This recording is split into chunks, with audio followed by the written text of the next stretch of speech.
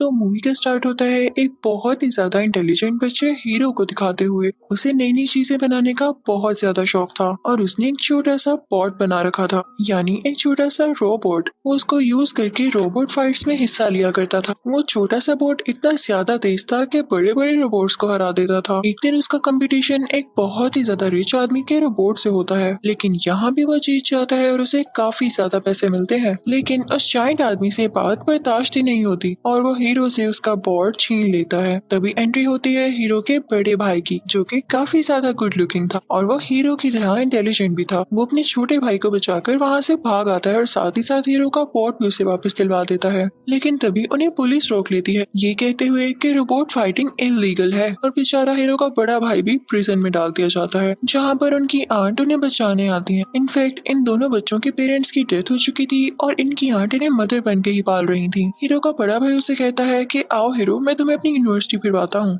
उसकी यूनिवर्सिटी एक scientific university होती है। वहाँ हीरो का बड़ा भाई उसे अपने 4 दोस्तों से मिलवाता है, जिसमें 2 मेल होते हैं और 2 फीमेल। लेकिन उनमें से एक साइंस का स्टूडेंट नहीं होता, जो कि हमेशा ड्रैगन कॉस्ट्यूम में ही रहता था। अब हीरो के बड़े भाई के बाकी 3 दोस्त उसे अपनी इन्वेंशन दिखाने लगते हैं। अब हीरो का बड़ा भाई उसे कहता है कि आओ मैं तुम्हें अपनी इन्वेंशन भी दिखाता हूँ, और इसी के साथ वो उसे अपनी लैब में ले आता है। वहाँ पर वो अपने छोटे भाई के बाजू पर टेप लगाकर खींचता है तो उसे दर्द होती है। हीरो कहता है कि आउच, और ये आवाज सुन के उसका बनाया गया क्यूट सा रोबोट, जिसका नाम बी मैक्स होता है, एक्टिवेट हो जाता है। तो हीरो का बड़ा भाई उसे बताता है कि ये एक हेल्थ केयर रोबोट है और मैंने इसमें अपना बहुत टाइम लगाया है और इसके अंदर एक चिप है और ये काफी पॉजिटिव किस्म का डॉक्टर है। फिर बे मैक्स हीरो के बाजू पर किसी किस्म का कोई स्प्रे करता है, जिससे हीरो के बाजू की जलन बिल्कुल ठीक हो जाती है। ये बात हीरो को काफी इंटरेस्टिंग लग रही होती है। फिर हीरो का बड़ा भाई उसे बताता है कि तब तक ये एक्टिवेट नहीं होगा जब तक कि तुम इसे ये न कह दो कि तुमने मेरी अच्छी केयर की और मैं सेटिस्फाई हूँ अपनी केयर से। तो हीरो ऐसा ही कहता है तो वो रोबोट वापस अपने छोटू से बॉक्स में चला जाता है, जो कि उसका कवर होता है, जिसमें वो चार्ज भी हुआ करता था। तभी वहाँ पर कॉलेज का हेड आता है, जो कि उनकी बातें सुन रहा होता है। वो हीरो के हाथ में वही ब्लैक कलर का पॉट देखता है तो कहता है कि ये क्या चीज है। हीरो उसे सब कुछ बताता है तो वो कहता है कि अरे वाह, मुझे भी इसमें काफी इंटरेस्ट है और मेरी बेटी को भी, वो भी काफी जीनियस है। तुम इस यूनिवर्सिटी में एडमिशन के लिए अप्लाई करना और तुम्हारा भाई तुम्हें इसके बारे में सब समझा देगा।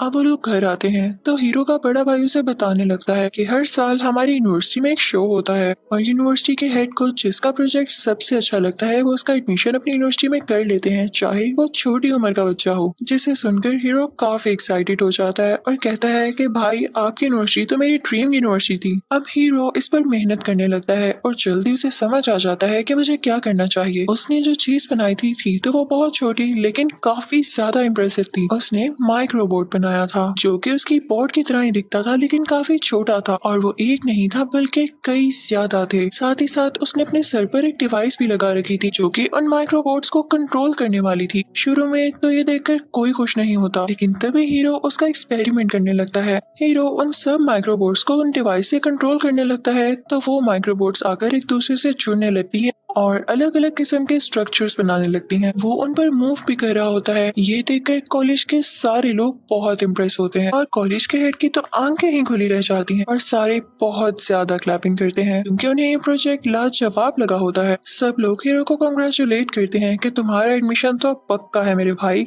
जैसे ही शो खत्म होता है तो एक कंपनी का सीईओ हीरो के पास आता है और उससे कहता है कि क्या अपने माइक्रोबोट तुम मुझे बेचोगे। तो हीरो के कुछ बोलने से पहले ही वहाँ कॉलेज का वही हेड आ जाता है और कहता है कि नहीं, हीरो ऐसा नहीं करेगा। तो हीरो भी उस आदमी को मना कर देता है और वो आदमी वहाँ से चला जाता है और साथ ही हीरो को उसका एडमिशन लेटर मिल जाता है, जिसके बाद वो सब बहुत खुश होते हैं। अब यूनिवर्सिटी से बाहर आकर हीरो और उसका बड़ा भाई बातें करने लगते हैं, लेकिन बातें करते करते जब वो पीछे देखते हैं तो हैरान रह जाते हैं। यूनिवर्सिटी में आग लग चुकी थी। एक स्टूडेंट वहाँ से भागी भागी आती है और बताती है कि कॉलेज के हेड अंदर ही हैं और हीरो के भाई की कॉलेज के हेड के साथ काफी अच्छी दोस्ती थी, तो वो उन्हें बचाने के लिए अंदर जाता है और उसकी कैप बाहर ही गिरी रह जाती है, जिसे हीरो उठा लेता है और तभी वहाँ पर बहुत बड़ा ब्लास्ट होता है, जिसकी वजह से हीरो भी दूर जाकर गिरता है और उसके हाथ में अपने भाई की कैप होती है। वो जान चुका था कि अब उसका भाई इस दुनिया में नहीं रहा। ये सीन बहुत ज्यादा इमोशनल है। अब अगले रोज हीरो के बड़े भाई का फ्यूनरल होता है और सब हीरो को तसल्ली दे रहे होते हैं, लेकिन वो काफी अकेला महसूस करने लगा था। उसका एक ही एक तो बड़ा भाई था। फिर आहिस्ता आहिस्ता टाइम गुजरने लगता है और एक महीना हो जाता है। सब अपनी जिंदगी में वापस आने लगे थे और अपने काम करने लगे थे, लेकिन हीरो अभी भी काफी दुखी था। वो किसी से ना तो बात करता था और ना ही यूनिवर्सिटी जा रहा था। वो ज्यादातर अपने रूम में ही रहता था। उसका रूम और उसके बड़े भाई का रूम थोड़ा साथ साथ थे। बीच में एक छोटी सी पार्टीशन थी। हीरो गुस्से में अपनी चीजें रख रहा होता है कि तभी उसका बॉट उसके पाँव पर गिरता है और वो चिल्लाता है उसी तरह आउच। और तभी वहाँ पर उसके बड़े भाई के रूम में पड़ा हुआ वही बेमैक्स एक्टिवेट हो जाता है और अपनी कवरिंग से बाहर आ जाता है। वो हीरो का ट्रीटमेंट करने लगता है, लेकिन हीरो इस मूड में नहीं होता, तो वो उसे बंद करने लगता है, लेकिन वो बंद भी नहीं हो रहा होता क्योंकि हम तो जानते हैं ना कि वो कैसे बंद होगा। लेकिन हीरो ये भूल चुका होता है। वो उस पर से स्लिप हो जाता है और नीचे गिर जाता है कि तभी उसकी नजर बेड के नीचे पड़ती है। उसकी जैकेट में कोई चीज मूव कर रही होती है। जब हीरो ये देखता है तो उसकी जैकेट की पॉकेट में वही एक माइक्रोबोट होता है जो किसी तरह से उसकी पॉकेट में ही रह गया था, जबकि बाकी माइक्रोबोट्स उसी यूनिवर्सिटी में डिस्ट्रॉय हो गए थे। तो हीरो उसे एक छोटे से ग्लास बॉक्स में बंद कर देता है, लेकिन बेमैक्स उसे उठा लेता है और कहता है कि माइक्रोबोट कहीं जाना चाहती है। लेकिन हीरो उसकी बात पर ज्यादा ध्यान नहीं दे रहा होता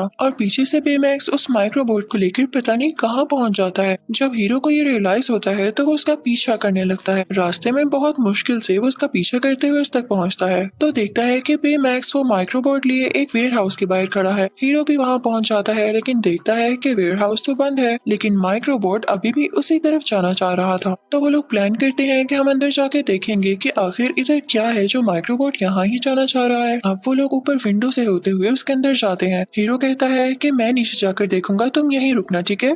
लेकिन जो चीज हीरो देखता है उसे अपनी आंखों पर यकीन ही नहीं आता, क्योंकि कोई उसके माइक्रोबोट्स की नकल कर रहा था। सेम उसी के जैसे माइक्रोबोट्स बनाए जा रहे थे। वो एक फैक्ट्री थी और तभी वहाँ पर बेमैक्स भी आ जाता है जो उसे कहता है कि सब ठीक है ना। तो उनकी आवाज सुनते ही वो सारे माइक्रोबोट्स एक्टिवेट हो जाते हैं और साथ मिलकर कोई स्ट्रक्चर बनाने लगते हैं। और जाहिर सी बात है कि कोई इन्हें पीछे से कंट्रोल भी कर रहा था, जिन्हें पता चल चुका था कि बेमैक्स और हीरो यहाँ पर है। वो लोग वहाँ से भागने लगते हैं। तभी उन्हें वो आदमी नजर आता है जो कि इन माइक्रोबोट्स को कंट्रोल कर रहा था, लेकिन हम उसकी शक्ल नहीं देख पाते क्योंकि उसने मास्क पहना हुआ था। अब जैसे तैसे करके ये दोनों विंडो से बाहर कूद जाते हैं। बेमैक्स अपने बाजू हीरो के इर्द गिर्द लपेट लेता है और नीचे गिरने पर भी उनको कुछ नहीं होता क्योंकि बेमैक्स की बॉडी फ्लफी थी। हीरो सब कुछ जाकर पुलिस को बताता है, लेकिन वो कहता है कि बच्चे मेरा टाइम जाया न करो। और इसी दौरान बेमैक्स की बैटरी भी लो होने लगती है, तो वो फौरन से उसे अपने घर ले आता है अपनी आंट से छुपाते हुए। और ये सीन काफी फनी लग रहा था। अब हीरो बेमैक्स को चार्ज करता है और वो लोग बातें करने लगते हैं। हीरो बेमैक्स को बताता है कि तुम्हें बनाने वाला यानी मेरा भाई अब इस दुनिया में नहीं है। तो बेमैक्स उसे रिलैक्स करता है, यानी वो काफी अच्छा रोबोट था। बेमैक्स पूछता है कि वो कैसे मरा। तो हीरो बताता है कि यूनिवर्सिटी में आग लग गई थी, लेकिन साथ ही हीरो कहता है एक मिनट रुको, मुझे कुछ याद आ रहा है। यूनिवर्सिटी में आग जान के लगाई गई ताकि वहाँ पर हलचल मच जाए, लोगों को सिर्फ अपनी जान की पड़ी हो और कोई मेरी माइक्रोबोट्स को अपने पास ले ले। उसे ये सारा ट्रिक समझ आने लगता है कि जो मास्क वाला आदमी उन्हें दिखाई दिया था ये जरूर उसी का काम था, ताकि वो हीरो के माइक्रोबोट्स को चुराकर उन जैसे कई माइक्रोबोट्स बना सके। वो बेमैक्स के साथ प्लान बनाता है कि हम इस आदमी को रोक कर ही रहेंगे। वो उसकी चिप बाहर निकालता है और उसमें कई ज्यादा कराटे क्लिप्स और एक्शंस इंस्टॉल कर देता है और वो चिप दोबारा से उसके अंदर डाल देता है और साथ ही साथ वो उसे आर्मर भी पहनाता है। अब हीरो और बेमैक्स उसी वेयर हाउस तक पहुंच जाते हैं, लेकिन तभी वहाँ पर वही मास्क वाला आदमी माइक्रोबोट्स का काफी बड़ा स्ट्रक्चर बनाते हुए उसके ऊपर ही आ रहा होता है। और उसी जगह एक फैन भी आती है जो कि शुरू में तो बड़ी मिस्टीरियस लग रही थी, लेकिन उसके अंदर हीरो के बड़े भाई के दोस्त ही थे, वही चारों दोस्त। लेकिन वही मास्क वाला आदमी उन पर अटैक करने लगता है, तो वो सारे डरकर फैन में बैठ जाते हैं और बेमैक्स भी उनके फैन के ऊपर होता है।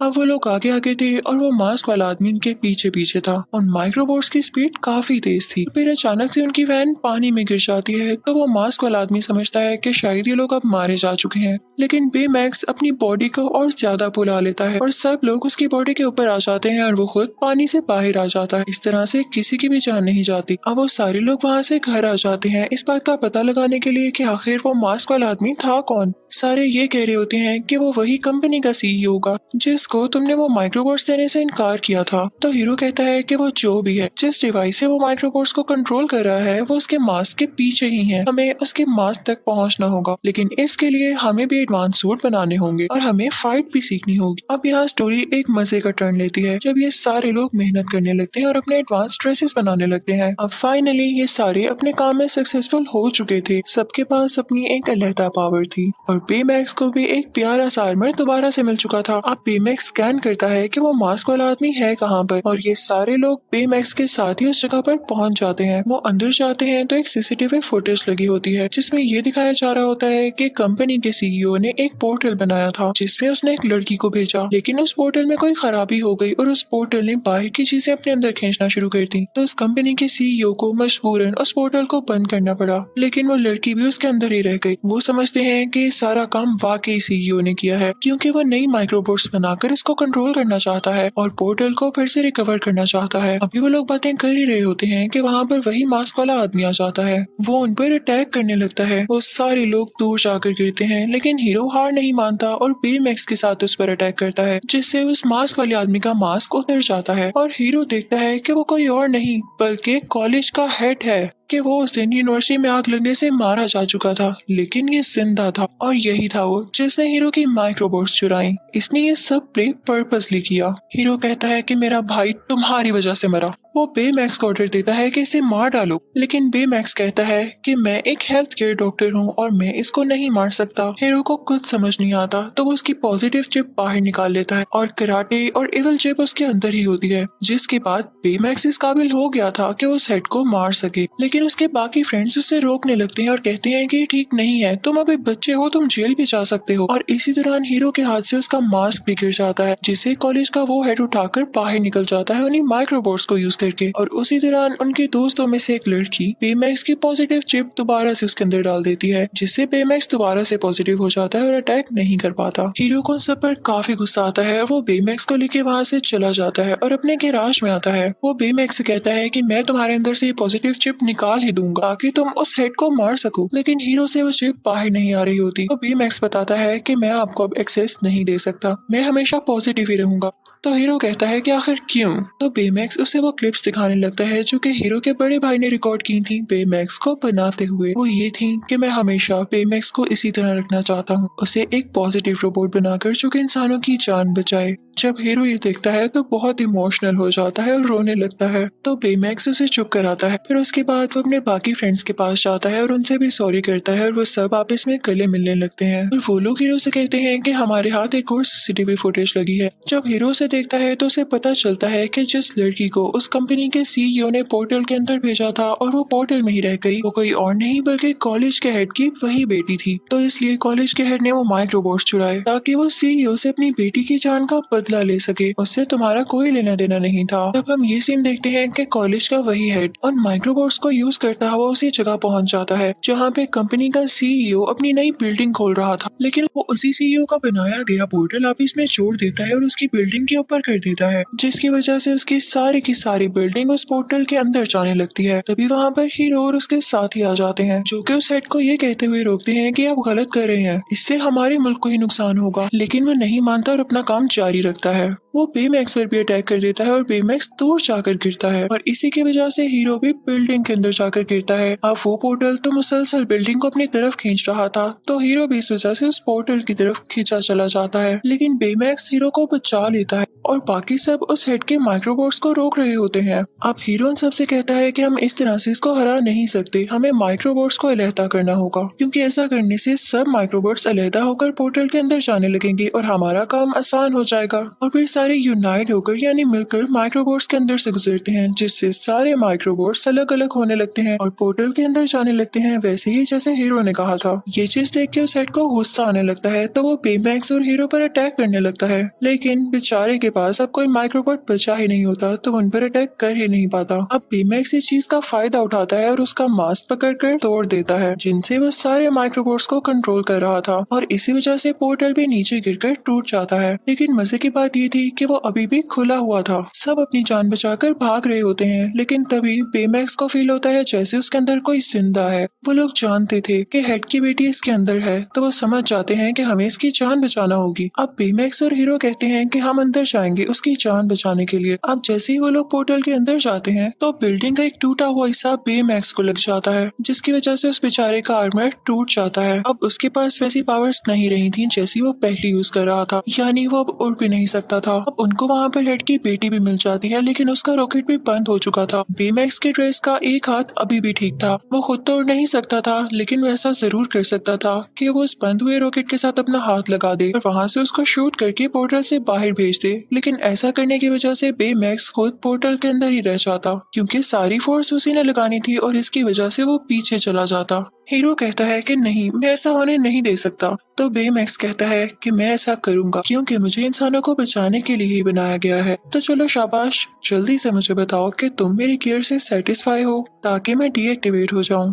तो हीरो काफी इमोशनल हो जाता है और रोते हुए कहता है कि बेमैक्स, मैं तुम्हारी केयर से हमेशा सेटिस्फाई था और अब भी हूँ। और तभी बेमैक्स उस रॉकेट को शूट कर देता है और खुद पीछे की तरफ चला जाता है। अब वो रॉकेट और हीरो उस पोर्टल से बाहर आने लगते हैं, लेकिन बेमैक्स अभी भी अंदर होता है। हम ये देखते हैं कि उस हेड की बेटी को हॉस्पिटल ले जाया जाता है, जबकि उस हेड को अरेस्ट कर लिया जाता है कि उसने इतना बुरा काम किया, चाहे उसने अपनी बेटी के बदले में किया। ये सारे लोग भी अपनी अपनी लाइफ में बिजी हो चुके थे, लेकिन हीरो अभी तक अपने भाई को और बेमैक्स को नहीं भूला था। एक दिन हीरो को बेमैक्स की याद आ रही होती है तो उसका सूट निकाल कर देखने लगता है और उसके अंदर से उसे उसकी चिप मिलती है जो कि उसने निकाल दी थी। हीरो क्योंकि काफी ज्यादा इंटेलिजेंट था तो वो भी एक बेमैक्स बनाता है और उसमें वही पुरानी चिप लगा देता है जिसमें बेमैक्स की सारी मेमोरीज भी होती हैं, और यहाँ पे बेमैक्स सेम टू सेम पहले की तरह बन जाता है। हीरो उसे गले से लगा लेता है और ये सारी बात वो अपने दोस्तों को भी बताता है और अब वो डिसाइड करते हैं कि वो अपनी पावर्स का अच्छा यूज करेंगे और इस पूरे शहर में पीस रखेंगे।